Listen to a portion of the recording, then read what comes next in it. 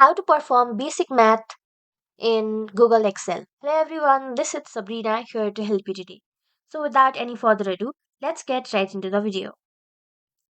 So here, let's take these two datas 250 and 111 and add them. To do so,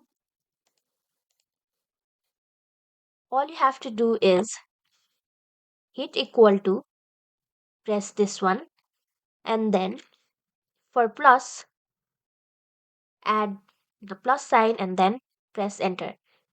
Now, this is the sum. In order to subtract, the process is just the same. Press equal to, then the data, then minus and second data. Hit enter and you will get the difference. For multiplying and division, the process is also the same.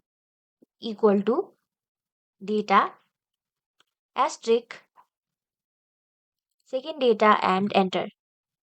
For division, equal to data by other data and hit enter.